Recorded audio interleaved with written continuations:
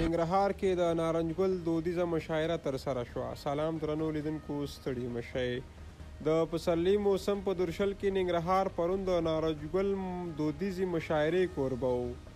په دې مشاعره کې د هیواد له بېلابېلو ولایتونو د ګڼو شاعرانو او لیکوالانو سربیره له پښتونخوا هم ځینو شاعرانو ګډون کړی و. په دې مشاعره کې د شاعرانو خپل غزلونه، نظمونه او بېلابېلې ادبي ټوټې د شعر او ادب مینوالو ته وړاندې کړې. د نارنج ګل مشاعرې ګډونوالو په خپلو شعرونو کې بېلابېل پیغامونه رانغړلي وو.